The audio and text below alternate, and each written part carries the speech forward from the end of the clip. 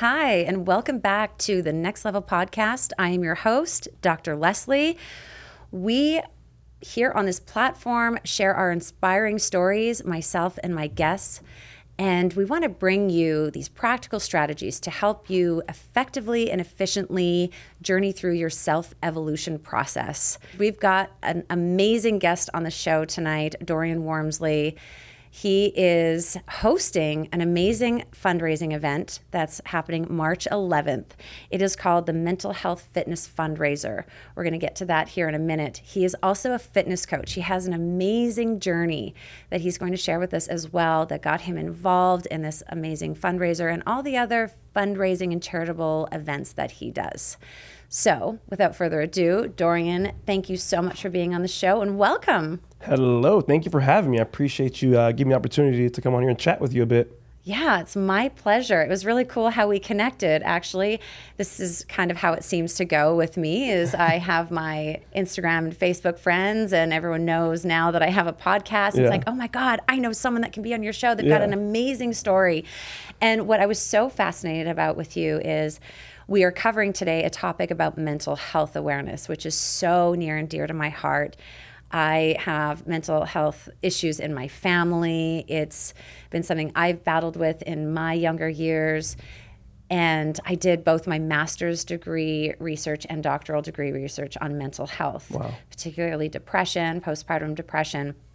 But of course, my fascination with it goes much beyond just depression, anxiety, OCD, bipolar, dual diagnosis with alcoholism and other psychiatric illnesses. So it's just like perfect. You are the perfect person to have on my podcast at this point because we haven't really touched too deeply into it and the challenges that mental health can have in us achieving our success. Because really, when we have these predetermined sort of programming or extra hurdles. I don't even want to call them weaknesses because they're not weaknesses. They can be very much used to our advantage. But when we have the challenges of mental illness, it can make us being able to achieve our greatest success and reach our greatest potential much more difficult.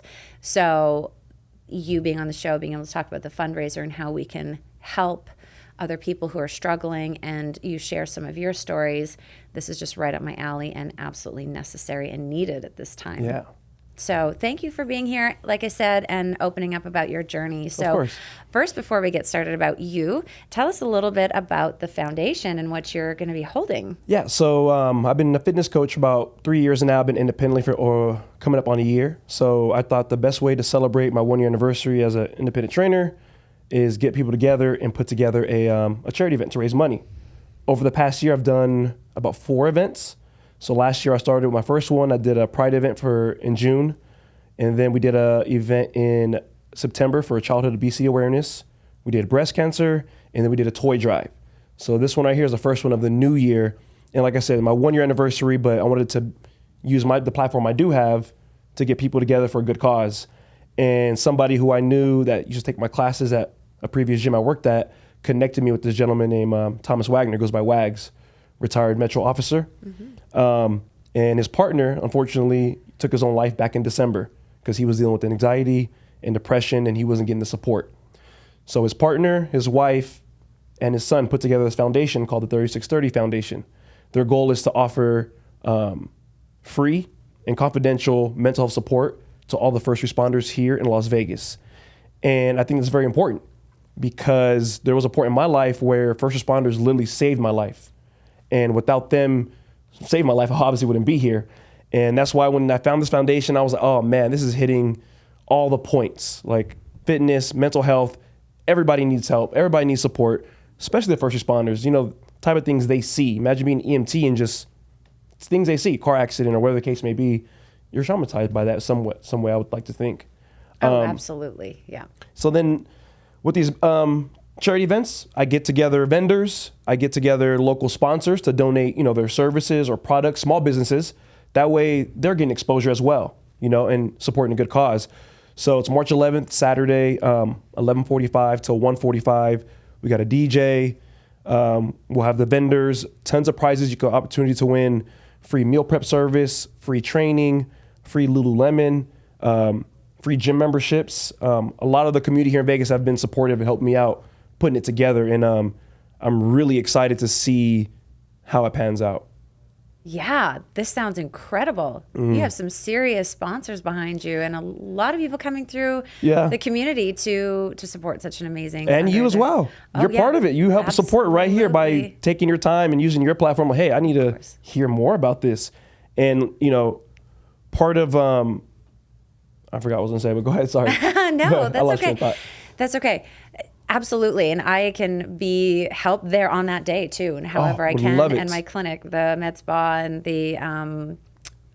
we have a hormone and wellness division too to our clinic. So I would absolutely love to get out yes, there and that'd be help amazing. and provide our sponsorship however we can as well. Yeah, and it's going to be, I just want to let people know the details of what they're going to do, because some people get, in previous events, I've heard people say like, oh, I'll donate, but I want to go, I'm not really in shape. And, and I just want people to know it's for fun. Even if you go and you don't really do anything, you kind of just stand there and dance, that's fine. It's all about support and fun.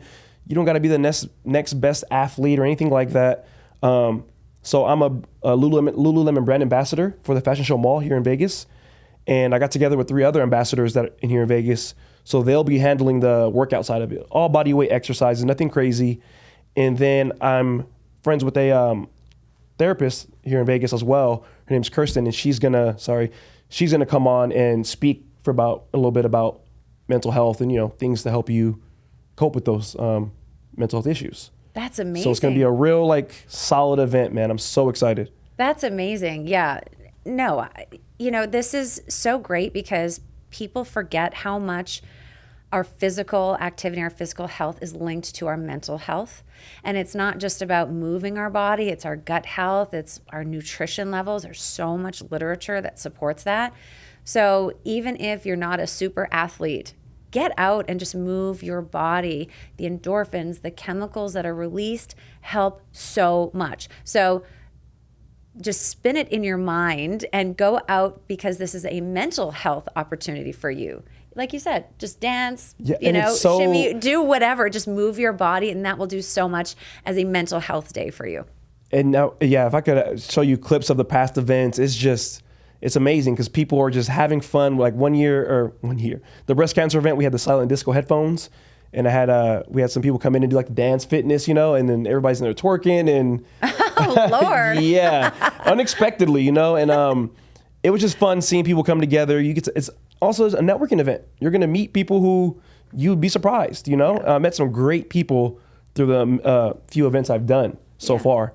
But yeah, it's going to be amazing. March 11th. Awesome. All right. That's so cool. We did a ton of promoting for your event just now. Yeah. And as well, again, mental health awareness is super important. So for your own health and wellness, what I want you to take away also from this conversation, if you are not local and can't make it to the event, really think about how you can prioritize your mental health by moving your body. I talked a lot about in my other podcasts about meditation and connecting with yourself and all the other mindfulness strategies, and mindset is super important. We haven't yet really talked about the physical part. So think about how you can move your body simply for the point of your mental health.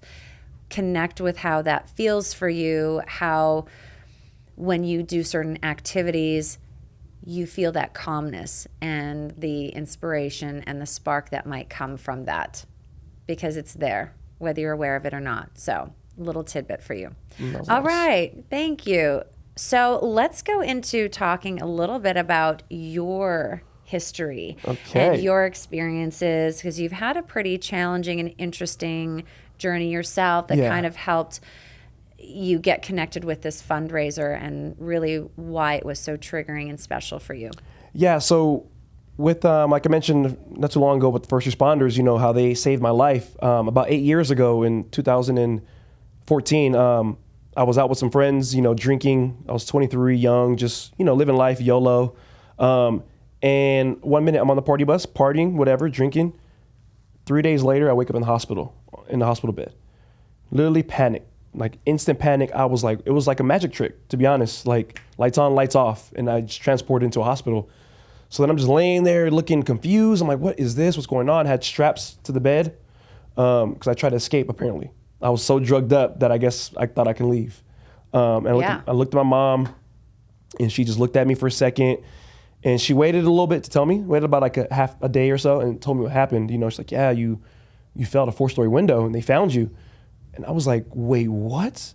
No way. Like, would I expect that to happen to anybody, let alone myself? Like, you don't hear stories like that, you know? And like I said, instant anxiety. And I was in the hospital for about, believe it or not, only 3 weeks before they let me discharge. I think it was literally myself and my mindset thing.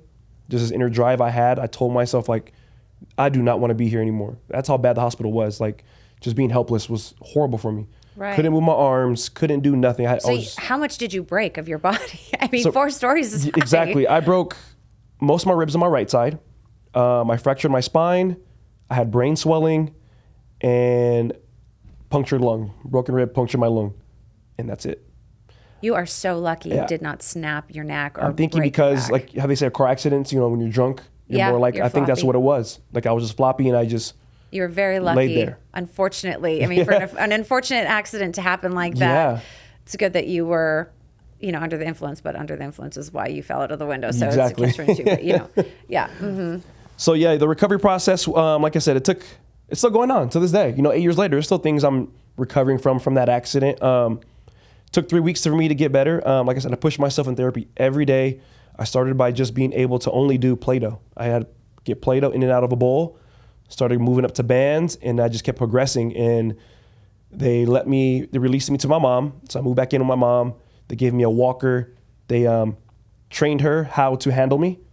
That's the only way I was able to get released to her, because she had to be trained in how to get me out of the car, help me get upstairs, help me get in the tub, because I couldn't move yet. So then I go into therapy, 2015, January, and I go through physical therapy and just put the work in. Honestly, it was 2 times a week, and then before you know it, the walker was gone, and here I am. I'm start walking again. I'm back to normal. Did anyone ever on your journey say that you weren't going to be able to walk again or do any type of activity? Yeah, well, or you know, just pick up a they never spoon they never or told me something? directly, but I know when Okay. I was in the coma, they told my mom, "Hey, we don't know if he's gonna wake up. If he does, he might remember. He might not. He might be in vegetative state." All those was a possibility. But I woke up, bam, surprise. You thought, but nothing ever. You will never be do this or that. Okay. It was almost up to me, I think, decide if I was gonna. It was my choice. Are you gonna be able to do anything anymore? And I decided and chose. Hell, fucking yeah! I'm about to get the fuck out of this hospital. This food is nasty. I haven't washed my ass in 3 weeks. I didn't, because I had a stomach tube. I couldn't shower, and it was just like. Yeah, that's motivating. That's definitely motivating. I watched every Tyler Perry movie because it was all I could watch on the TV, and I was like, no, I got to get the hell out of here. I want to be home for Christmas from my mom, and I just did it. I just put the work in and did it, as plain and simple as I can put it. That's amazing. Yeah. It's wild. When I think back on it, it's wild, because ever since then, there's never been no time for me to really sit and think about what happened. Sure. Life just kept happening to where there was no time where I really sit with my thoughts and think like, oh, damn, that happened to me. You know, it's just like, oh, next thing, you know, and then the next thing. And then I'm back to drinking again, surprisingly. And Yeah. So what happened after you got out? So you wanted to not be there. You wanted to have your life back. You got rolling. And then what happened? You went right back into drinking. Like immediately? Pretty soon. I got out of the hospital December of 2014. I went through therapy. I was done with my walker around February. I remember I went to the club with my friends, February, I remember, but I didn't drink. I was like, I'm not drinking, you know, I was like taking a break. I could barely walk, but I went to the club. We had a table. I don't know why I went, but I went. Mm-hmm. And that was February. By April, I would say, I was back drinking. April, I was back drinking because I remember it was my birthday, and I remember going hookah lounge and just getting fucked up again. It's insidious. Yeah. Right? And the back of my mind, it was like, what are you doing? Like, you just almost fucking died. You just said you're going to stop. And I just didn't care. And I think when I think back on it, I think it was me probably coping instead of dealing with the trauma for what happened to me. Mm-hmm. I was just drinking to fill that void, I'm thinking. I'm not sure. Yeah, because to me, I'm like, what the hell? Why would I go back to what I was doing? Self-sabotage, maybe? Right. And keep going forward, you know. There was something, though, that happened before. Yeah, right? so... So think you were telling me before Yeah, I'll give the you the show. timeline, yeah. Yeah, let's So go back to that. 'Cause let's go back. Let me get it right. Yeah, no, it's just so great. I want everyone to understand how it all started in the timeline and the sequence of events so that when we get to that place of where you just made that choice, Yeah. People have that really nice background. I'll go back. I'll go back. So I will start. Let's throw it back, I would Dorian. say before I moved to Vegas, that's where the journey started for mostly for me. I got into fitness or sports in about 4th grade. This random guy came up to me and my friends at a park. Hey, you guys want to play ice hockey? I'm like, what? Ice hockey? We're living not like ghetto, but it was, lower income. We're like, ice hockey, that's not what we do around here. Like, what? He's like, no, it's free. Come on. We're like, all right. All we had to do was go to this church once a week. He'll teach us about hockey. And then the following week, you get permission to go play hockey. You have your own team. Every city had his team. They would send a charter bus, pick us up, drive us to the Mighty Ducks practice facility, let us rent hockey skates, let us rent equipment, and we'd run games. This is in Orange County, California. I lived in a city called Fullerton, where I was born, right next to Anaheim, Disneyland, all that. And the program was called Disney Goals. It was founded by Michael Eisner, I believe his name is. He's like a COO, CFO of Disneyland. He produced it, I guess, sponsored it, made it happen. And it was about 8 teams. We were the only one in Fullerton. There was Anaheim, all in the area. And that's where I found my first sport, was ice hockey. Unfortunately, around that same time, though, me, my mom, and my younger sister at the time, she was only, how old was I? 10? She was probably like 2, maybe. Became homeless. We were living with family members at the time, but the family just wasn't family. We ended up having to go our separate ways, and we were living in hotels. Well, initially I was staying with friends. I would just stay with friends. My mom would ask them. I would stay with certain friends. Her and my sister would go with my aunt. Her and my stepdad would go at the shelter. So they stay in the shelter. I wouldn't see my mom probably days at a time. She'll come by, maybe drop some money off. And then eventually we started living in hotels. Would literally just live in hotels, paying day by day. This is from 4th grade all the way until 7th grade. And eventually one day, it was 2014 of February, income tax time, around this time, actually.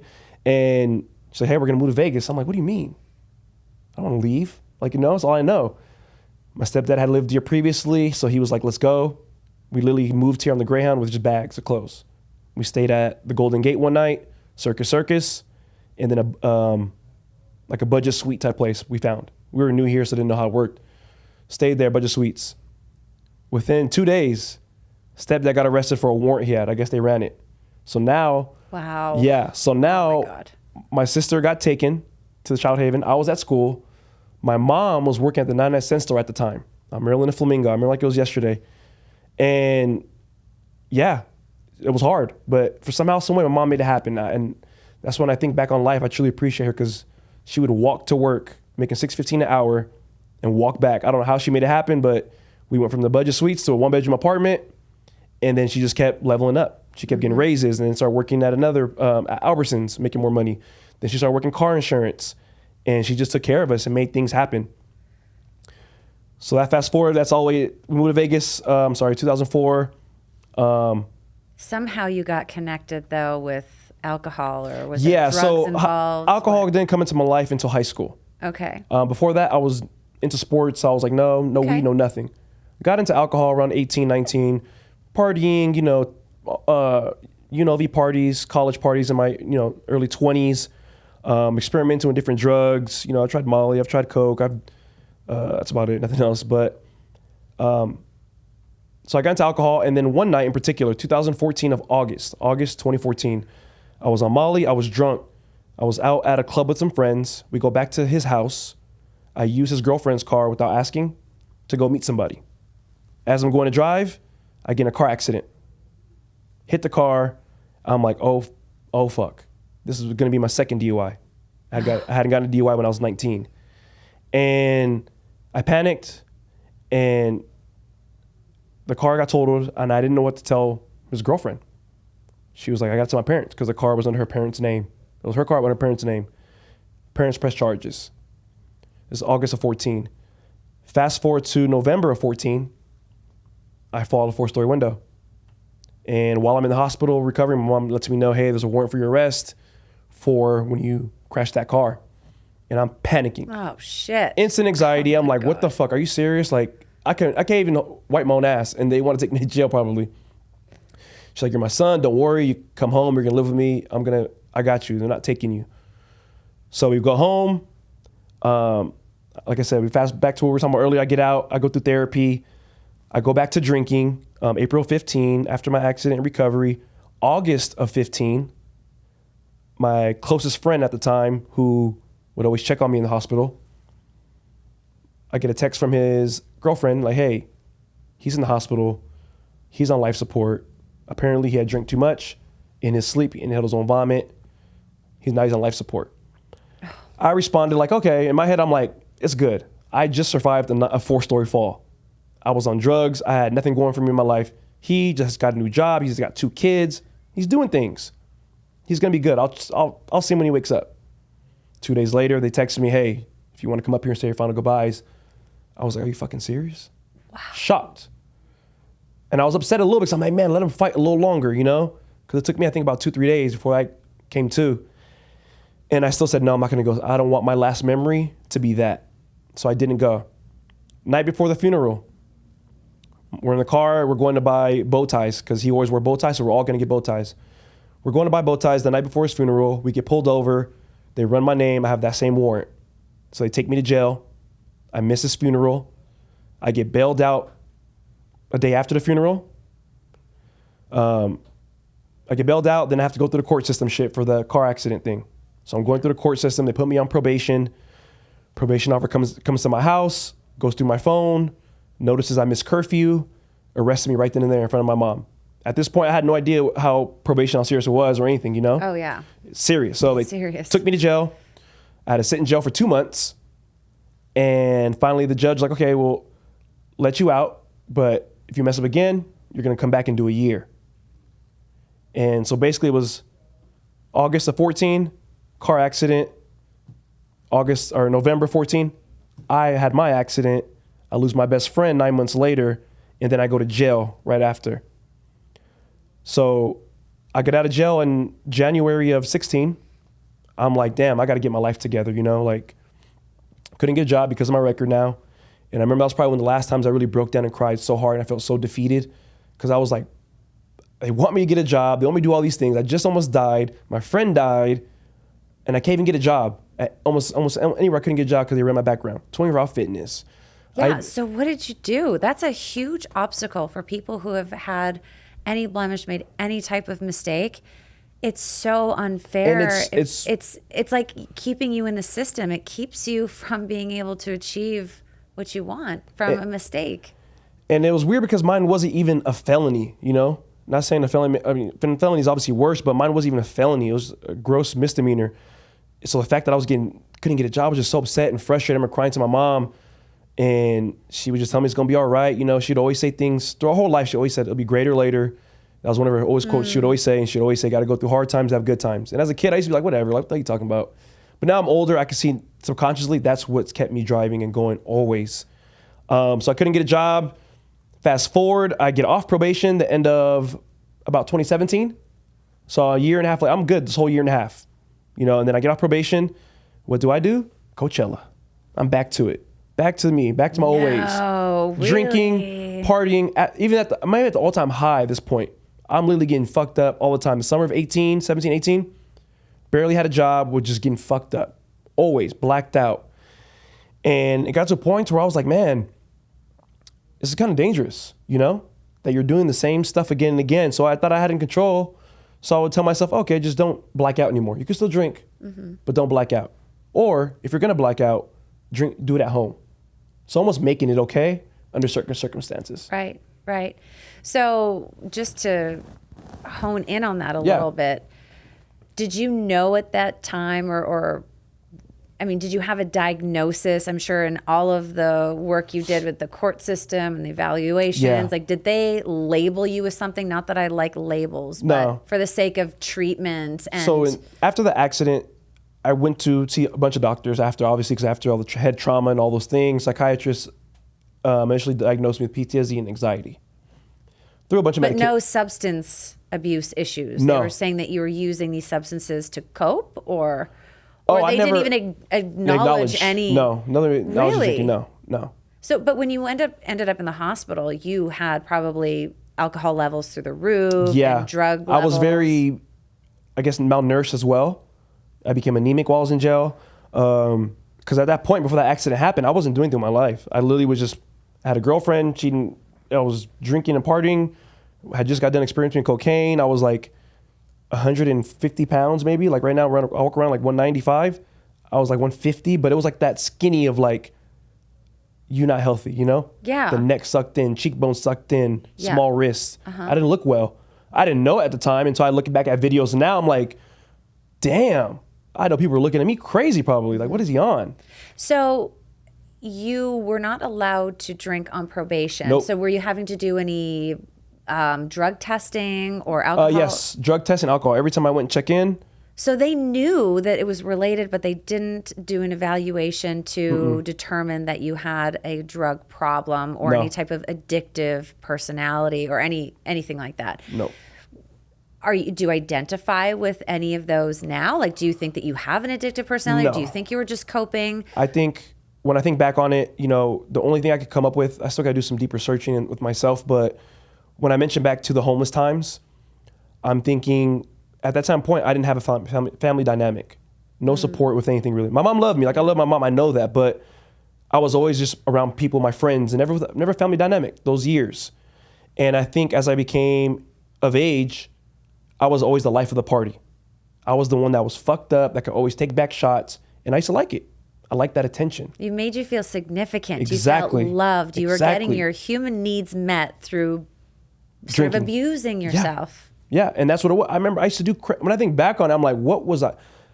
I used to sit with a friend and we used to just, on a random Monday, just drink, do a line of Coke, do a line of Molly, same time, and just chill. It was the thing to do on a random Monday. Were you different when you were on drugs or alcohol? Like, you said you became the life of the party. I'm very outgoing, I'm very fun and all that already. But the liquor, I guess, just took it to another level. And same thing with the drugs, And eventually I stopped myself on the drugs because I was getting paranoid and it just started freaking me out too much. Yeah. And I ended up like hurt my stomach lining. I couldn't eat food, couldn't hold down food. So I was like, you know what? This drug shit has got to go. I was good on it for about 6 months at one point.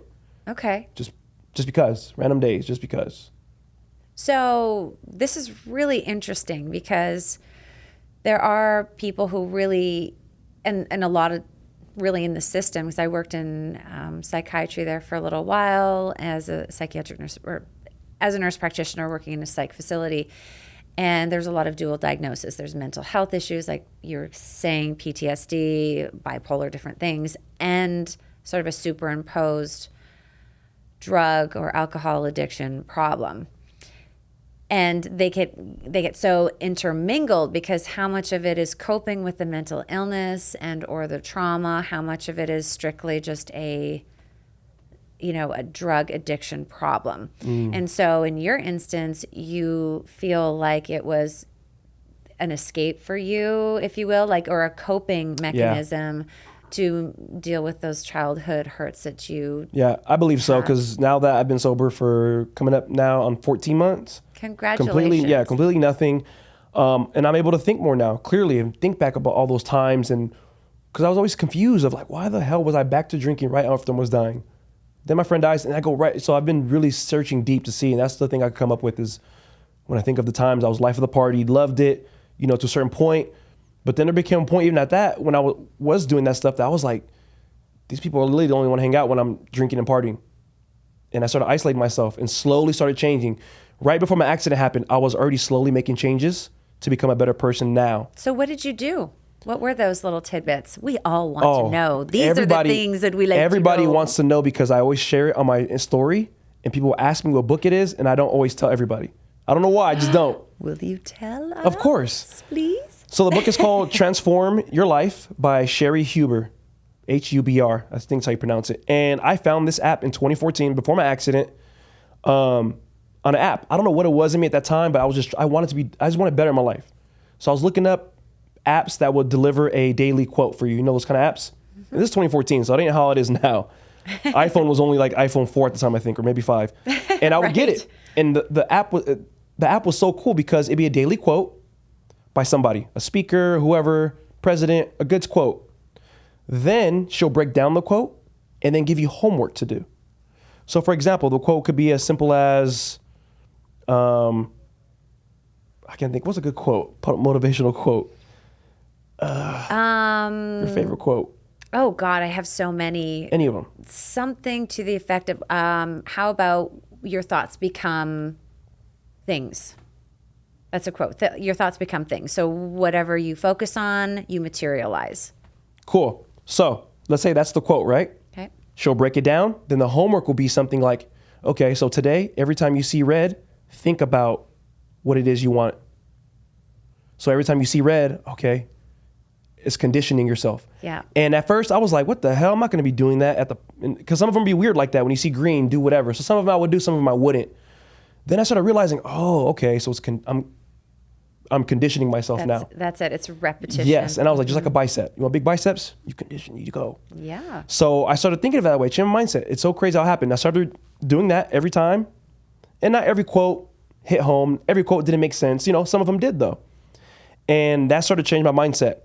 While I was in the hospital, the girlfriend at the time brought me the secret. So you were using this right in the hospital? Right before the accident even happened. Wow. Okay. Before DUI happened. And then she brought you the secret. The secret while in the hospital. Okay. So see, we didn't know this. These are the little things that I didn't know that you had. I just thought about it right now too. During. When people ask, I just thought about it now too. No, and that's great. That's great because it seems like in all of our journeys, there are these very critical moments. They just happen to happen like this, where at the right time, something falls into place or someone says something or a book comes to you that right at that divinely perfect time. We don't know how the hell it happens, but it's just like the universe or whatever you want to believe in. If you don't believe in the universe, it's just shit just happens to fall into place right exactly when we need it. And then it's our choice. Like you said, I chose. You were given the equipment and the tools right in front of you, right before the accident happened and after, to create the life that you wanted. You chose to either step up and take that and move forward and get your ass out of the hospital, or not to. Exactly. So The Secret. Yeah, so she brought The Secret, she read it, and she was much into it. It's like speaking things to existence, all those things of nature. I was optimistic, but I still enjoyed and liked reading some of it because when I was getting bad anxiety, like panic attacks every night, I would get it. One time I told the nurse, I'm going to pass out. Can you help me? It's like, well, baby, you in the right place. If you do, you'll be okay. And I was like, oh my God. So when I would get anxiety, I would just it was on an iPad and I would just read it. And I went through it, and at the time I didn't think it helped me at all, but I think subconsciously it did. It helped me on my journey now, because where I've gotten now, it's been work, man. Because some people barely know me now, barely met me in this past year, especially because I became real deep into my fitness life. But there's people out there who knew me then, and it's great when I get their compliments from them when they notice the growth and they see, because I was something else back in those days. Like the song Yellow came out. I literally lived my life like that at that point in time. Wow. Like it was ridiculous. So I want to ask you, was there a particular section or quote in The Secret that you would go back to? No, I honestly can't tell you anything I can't quote anything from that book right now. I just know I read it during that time period. But after that, I never read it again. But there was something in there that, I think the overall, gist of it, what it means, what the whole message is, stuck with me. Yeah. I've always been an optimistic person regardless because of things I've already been through as a kid. You know what I mean? And that kind of just helped me even more. So now that you've been sober for 14 months, what do you do now to keep you on track? Do you still use an app like you did before? No, it's a book now. So I have it. I have it. You're using the book. Yeah, because so after 2014, I had it, and then years has passed. I had it again years ago, and then something in me was like, man, I needed that again. So I looked it up, found it on Amazon, and I bought the actual paper book. So I have an actual book. Do you carry it with you? It's at home. So every morning I wake up, I do my 5-minute journal, and then I go read the quote. Depending what the quote is, I'll share it on Instagram for people in the story if it's something real good, because some of them are real good to where when the homework is easy, I post those ones because I don't want nobody to be like, I can't do that today. Like it would be some of the simplest homework. Like every time you see a number 7, be grateful. Think of something you're grateful for. And if you really put the effort to do that, because sometimes it sounds dumb or weird, but if you really do it, it's just so crazy how your mind would just shift. Like my mindset has shifted so much over the years, and being sober has just taken me to another level. It's crazy. Our neuroplasticity is unreal. I mean, our ability to reprogram our brain and to heal our, brains essentially it's a real thing. And this ability for us to just use incantations or affirmations or focusing our attention on something external, it's so powerful how we create our life from our thoughts. Yeah. And our thoughts create emotion. I mean, for me, when I want to create anything, my mindset is really key.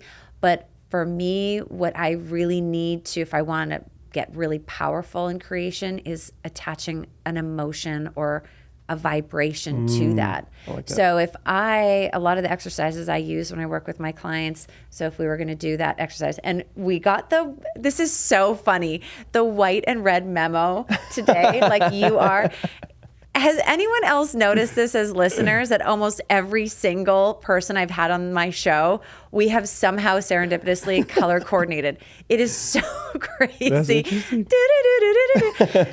Anyway, so if we wanted to do like the red example you said, where every time you see red, think of, I want to create more money in my life, or I want to feel more powerful, or, fill in the blank. For me, what I find really takes my clients to the next level is associating a feeling or a vibration with that. So I like to use meditation, or just, getting quiet, because some people don't like that word meditation. It's just connecting with the feeling of abundance or whatever, so that when you condition the red associated with abundance or feeling powerful or whatever, you actually have the feeling, because the feeling takes you to that next level of creation. When you are that vibration, you so much more powerfully attract, because your thoughts then become more powerful. Does that make sense? No, it does. So like repetition, and I found even in my own journey, thinking of something is great. And I find that I don't have to be focused so much on thinking about what I want to create when I have the emotion, because the emotion lives longer in my body than the thought, because the thought can wander. My mind can wander. And if someone says some shit and then it's like I think about that, but when I have this emotion of power or abundance in my body, I can tap into that in a heartbeat. Even if my mind is somewhere else, it's like you can vibrate. It's, you know what it feels like?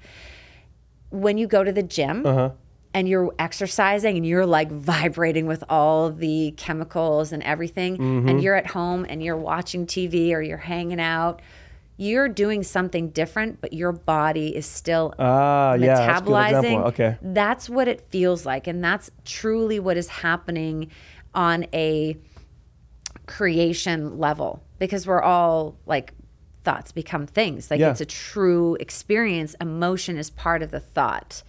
So it's, people miss the energy or the emotional piece to creation.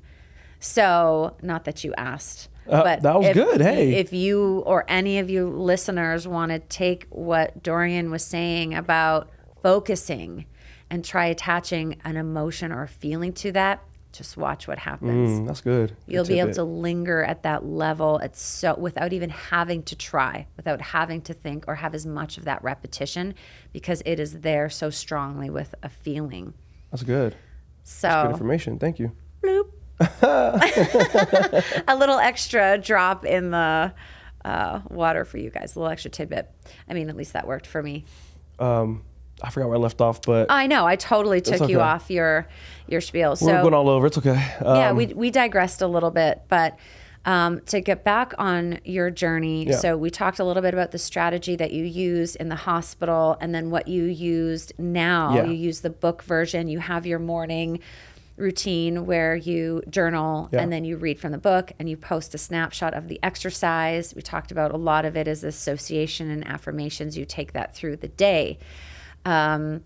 What happens if you, or do you ever feel off of your routine? Like if you don't, or have you not in 14 months? No, knock on wood, I'm not going to jinx you. It's happened. What happens? And what do you do when you're so not? Sometimes it's, I don't know. I just get off it for whatever reason. I just go stay up too late one night, out with friends or something like that, or don't get enough sleep. So then I sleep in later than usual, and then it just trickles. It doesn't last long. It's usually just a few days, and then I'll reel myself back in. But those are, for the most part, since the past 14 months, I've been on I'll say 80% with my routine. Because to me, it's very important. It just makes my day flow. I love to know how my day's going to go. I have to know. Or at least have an idea. Obviously, it doesn't go always as planned, but I tell my clients, you need to have a blueprint. Have a plan when it comes to nutrition or your workout or your day. Because if you don't have a plan, you wake up willy-nilly, you're not even intentional. You're kind of just going with the flow. And you don't know how emotions come and go. So if you wake up sad, now you're like, oh, boo, boo. Well, you know what I mean? But it's like, if you have a plan. What was that again? But if you have a plan, if you have a blueprint, hey, I wake up, boom, I got to do this by this time, boom, boom. Yeah, you wake up sad, okay. Might be a little more drag, but you have that blueprint still. I can't believe you were saying this because I just totally did this with myself. I realized that I did not like the patterns, my routine, my daily pattern and routine that I was doing. It was starting to really piss me off. And I've been getting the nudge from my smarter side, my not so subconscious mind, like poking me like a bear. Come on, Leslie, you can do better than this. You need to sort of up level. I've got a lot of crap going on in my life, positive things, and I'm not liking the flow. I'm getting distracted. I'm not having as firm boundaries as I want with myself in focusing and prioritizing the things that I really want to and not on the things that I'm allowing myself. I'm just refocusing. I'm up leveling. I'm getting to the next level in my life. And so in doing that, when you want to make a drastic change in your life to really succeed at whatever goal you establish for yourself, you need to change your pattern. You need to change your routine. And so you are totally like reminding me of what I just created with myself, started today. That's good. Of getting on a very different routine. I committed to myself, I'm waking up an extra hour earlier so that I can get in my morning meditation. I just moved and I did a whole bunch of stuff in this podcast and all these amazing, wonderful things. But I'm not making time the way I used to for my self-care in the morning to get me in state, to get me really in the vibration of creation. Because that is where I thrive. I'm a creative person and everything comes from creation for me. That's the theme that I had for this whole 2023 year is I want to create content, create friendships, create money, create my podcast, create blah, blah, blah, all of that stuff. Nice. And so I need to wake up much earlier to be able to get in everything I need to. And I don't like mornings. I hate them. Why? Because I'm a night owl. Naturally, I will stay up late so that I can feed. I get really creative in the evening time. Interesting. I'm super, super connected with just the night for whatever reason. I just love the vibration of the evening because no one's awake. People are going to sleep and I get to be up with all like the night owls. There's just something about it. So I'm kind of revamping my sleep schedule as well as my day schedule so I can really tap into my creativity, but also honor what I need in the morning so I can get my day really set in a beautiful mind state, but also like feeling state. Because again, feeling or energy, whatever you want to call it, like I said, is a very powerful motivator, a very powerful manifesting state, if you believe in manifestation or use that word. So I love that you're sharing that. Yeah. Something that I do. I know a lot of the guests I've had on my podcast have done that too. So what else do you do after you do your journaling and your... So usually I go right to work. My first clients every day are at 6. And part of my... No, 6 a.m.? So what time are you up in the morning? Oh God, I'm thinking me getting up at 7 is like 4:45. Painful.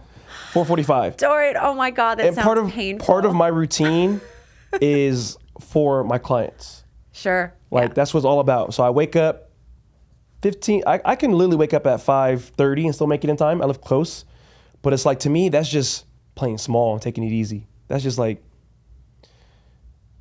me. I just don't think that's just not good to me. I don't see it as good. I can't explain why, but I just don't. That's just that's barely doing it. Like, why would you? So your clients are a big motivator for you to stay on track. Yeah, 100% because they're paying me. Do they keep you accountable? Like, are they secretly your accountability person?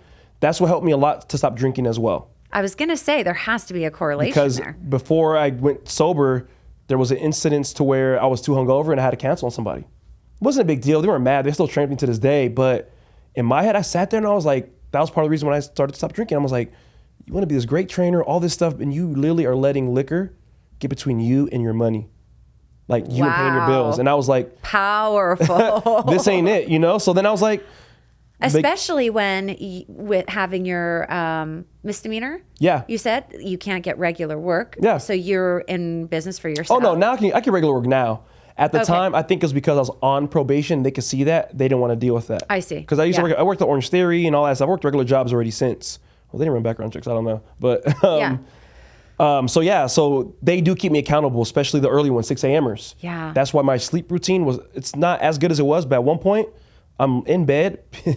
People used to think I was crazy. I'm like, my bedtime is 8 o'clock. Like 8 o'clock. And I'm like, yeah, 8 o'clock is when I'm showered and everything. I'm sitting in bed.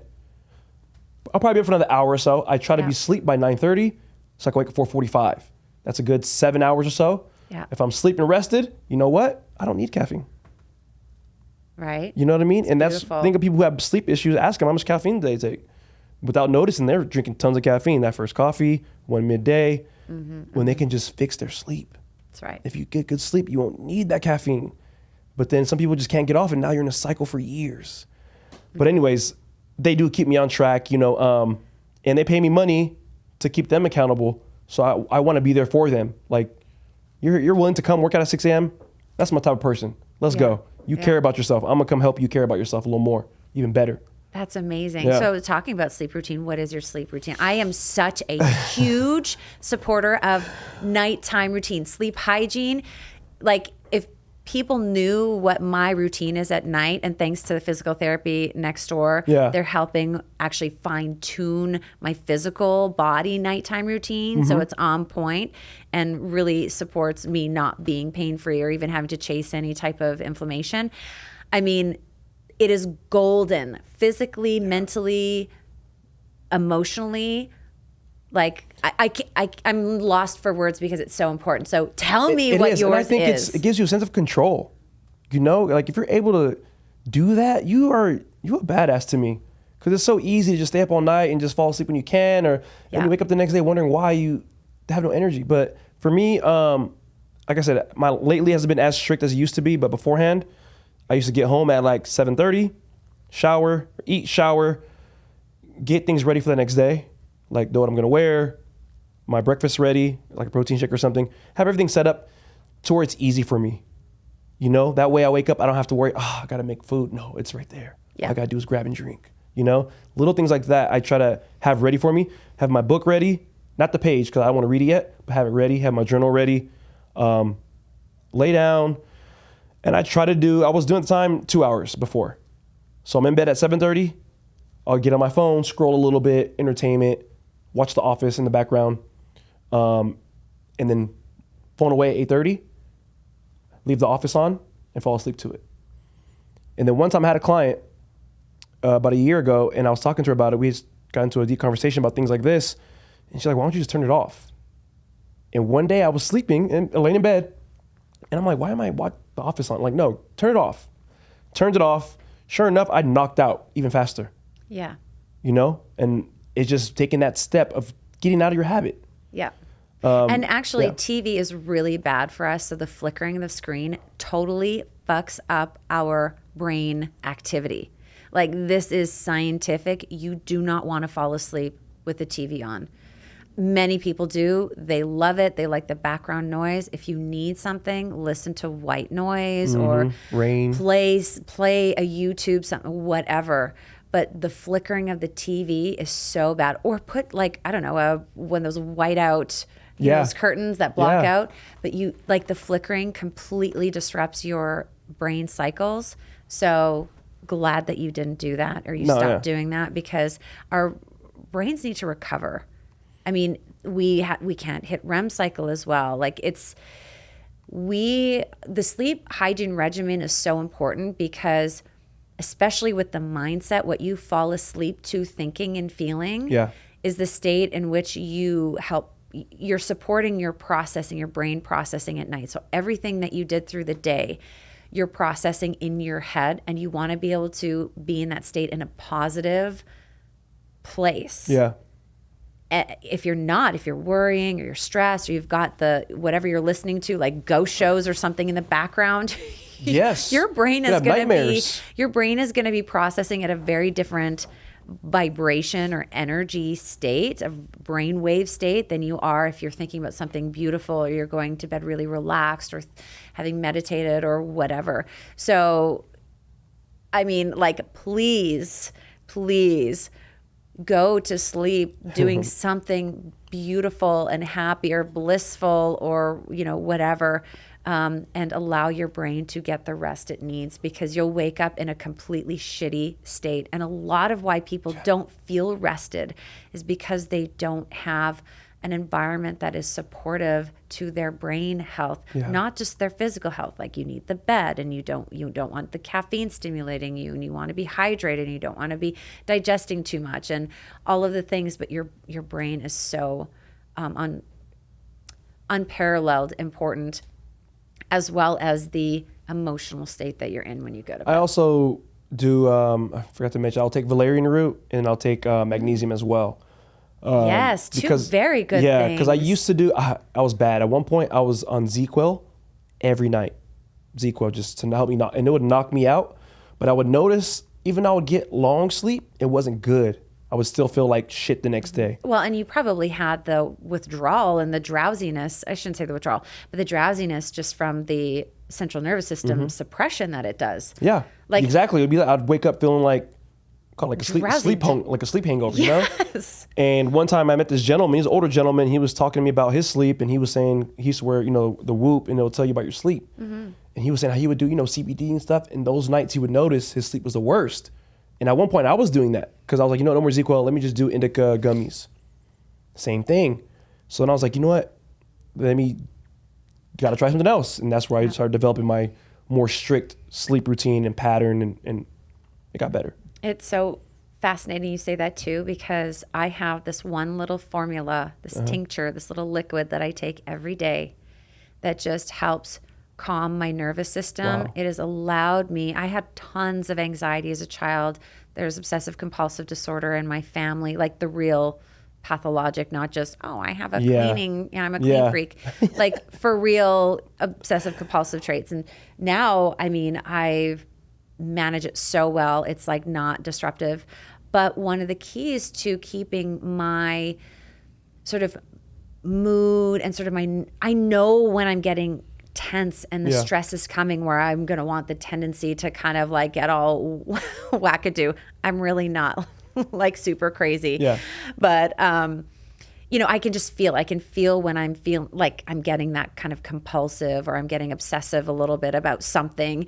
And I have herbs that really have taken the edge off, not just to help me sleep, because I realized how important sleep was. And actually sleep became one of the things I obsessed about when I was a teenager, after I had my child, and I had really bad postpartum obsessive compulsive disorder. It was a form of postpartum depression. Wow. I thought I would wake up 5 times a night thinking he was dead under the covers for like the first 5 months. It was horrible, among many other things. He had acid reflux, and so I would always think he was going to die of SIDS, and he had reflux. It was just like, I was so obsessed about him potentially dying and about him dead under the cover. Like, it was horrible.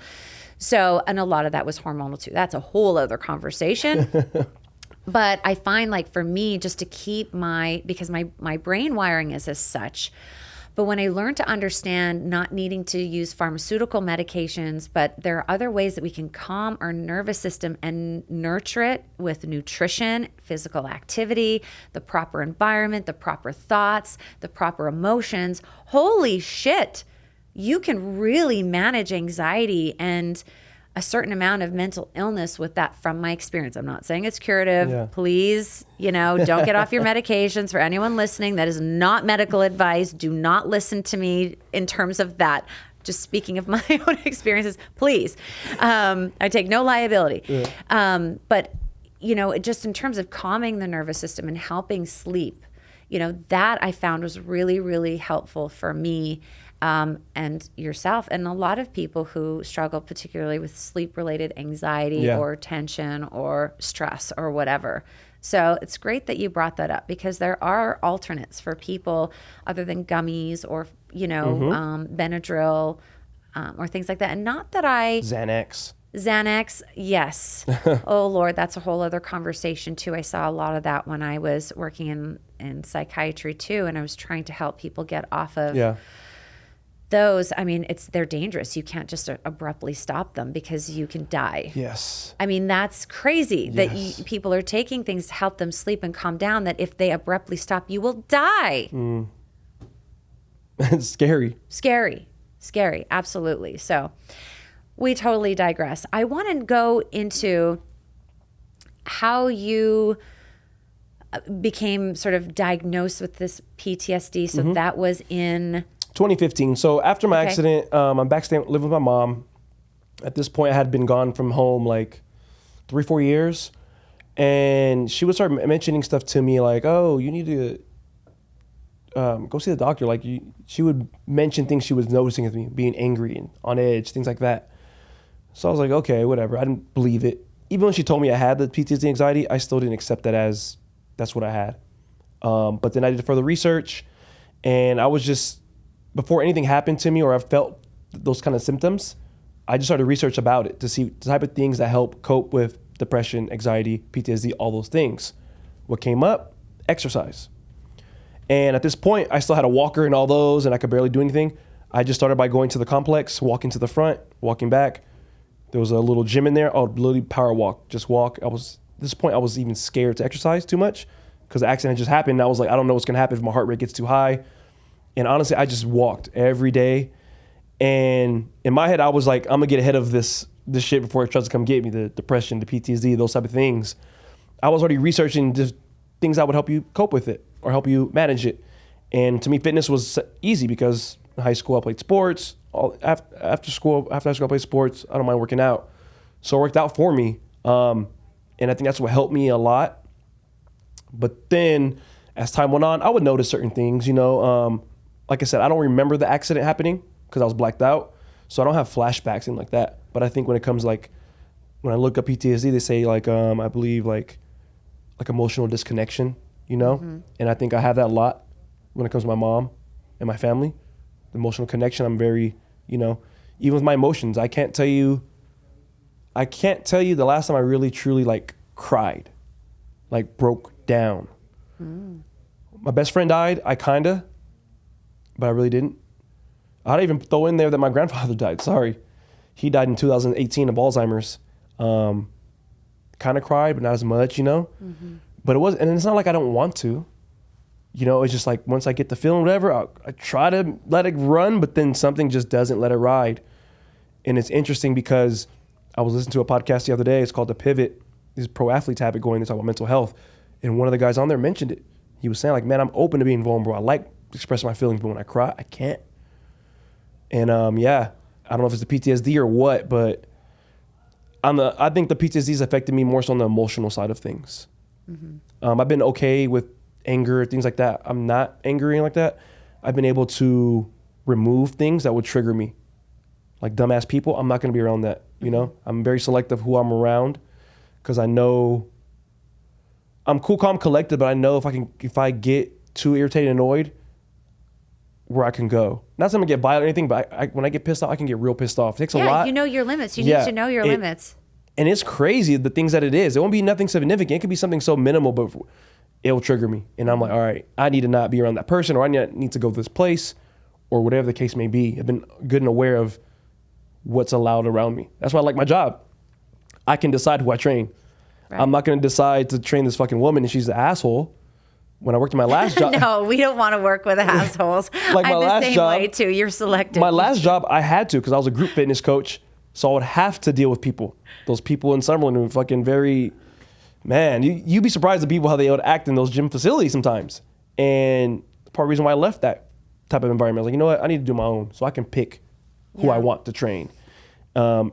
And yeah, it's almost because that can be so draining, and that affects your mental health if you're having to deal with that for an hour, however long you train when them. I first started, I had to do that. When I first started, because I had to just take anybody. And there were people I've had, I just felt, like they were just taking everything from me. I'm like, man. Yeah, those energy vampires or whatever you want to call them. There you go, them. yes. Downers, I've heard the Debbie that. Downers. Yes. Yeah.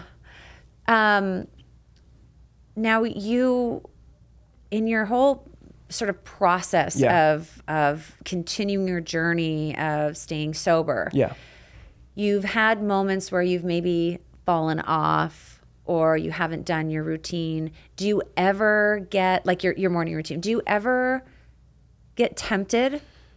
To drink? Yes. Oh, no. So your system is good. Like your morning routine, your clients keeping you accountable. Like you've got it honed in. Yeah. Even without all them, I'm done with it. Like I'm done with alcohol. I made the decision earlier. You just chose, right? Yeah. Like it was like you went cold turkey. 100%. It was January last year. I'm thinking way back, but last year I had I was working at a gym being mentored, and he was willing to train me. You know, and wait. So you have a mentor? No, I did. But you did. It didn't go well. Okay. So I thought. So he was supposed to mentor me, teach me how to train people privately, because came from group fitness. So he's teaching me. He was willing to put me through a challenge and teach me. So I was like, all right, cool. I'm gonna take it serious. I'm not gonna waste this man's money. I'm gonna go serious. Let me stop drinking. So I initially stopped cold turkey for the challenge. It was supposed to be 6 weeks, me getting in shape. I did get in shape. But then as time went on, I was just like, why? I can't. No, that's what happened. So at this point, after I did the challenge, I became an independent contractor. So I started working for myself. And I knew alcohol was not going to benefit me for what I wanted to do. Like I wanted to be a great trainer. I wanted to be great, make it my career, like for life. Not just a few months and then to look cool and leave. And that's where I set my schedule. 6 to 6 at the gym, Monday through Friday. Weekends, I'm doing morning boot camps. Sundays mornings, there's no space there for me to drink or do anything. I didn't see my friends for a minute. For months, I didn't see some of my friends because I was so into what I was trying to do and become. Like I would be at work, and 6 to 6, I didn't have clients.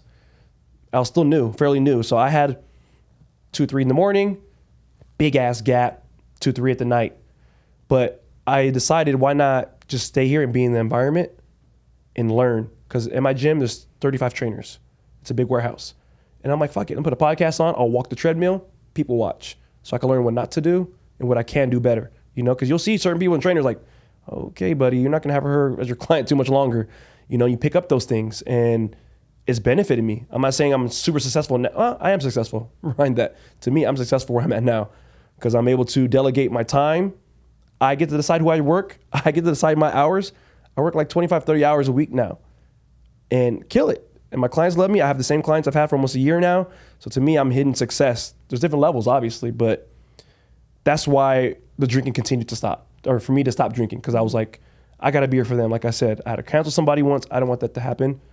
I didn't even deal with women. I went celibate and sober for almost a whole year. Like I was so serious about my clients. I was like, no, I don't. It would have to be the perfect person, the perfect whatever at that time for me to be off track.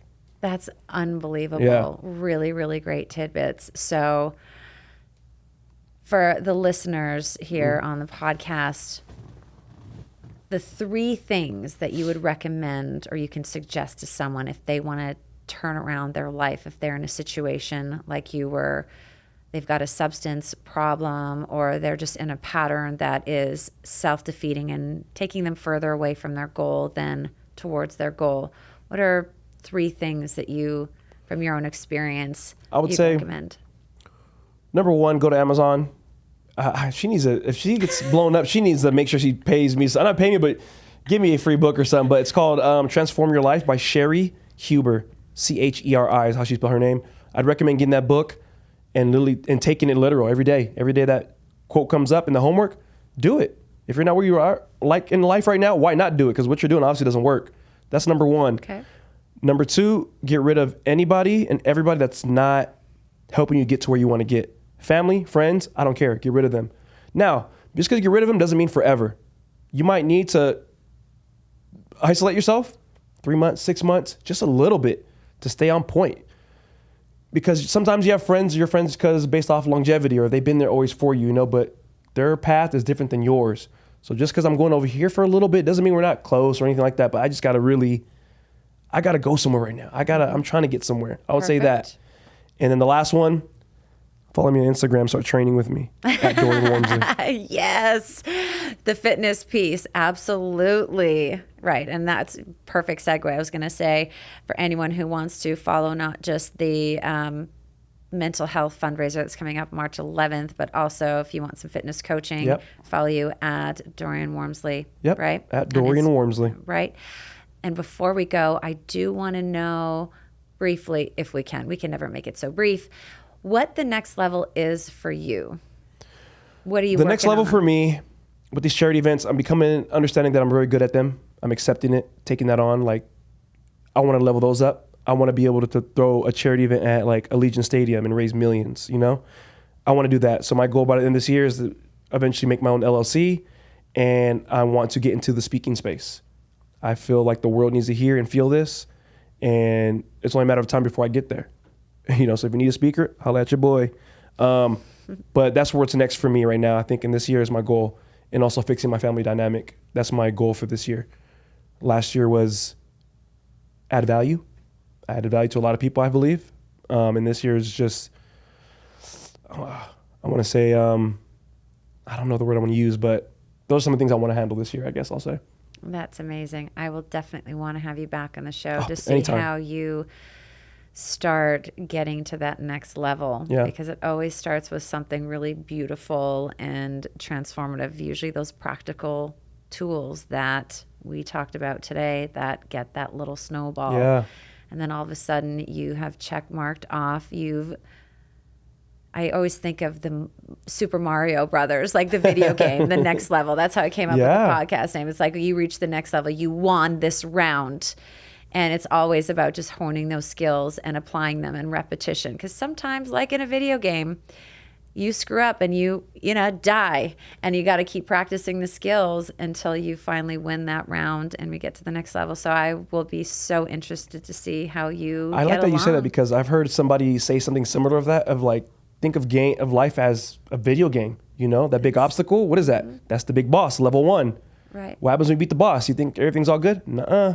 You got to keep going. Level 2 boss. There's always another level. And when you conquer the game, the second version, the next version, the 2.0 version comes out, and then you got to start a whole new game. So it never ends. I love thinking of it as a video game, because really it is. And it's about the journey. It's about building the skills. You have fun along the way. And sometimes we swear and we hate it. Yeah. And sometimes we want to step back, but we always get back in it. It draws us in, and we keep persevering until we get there.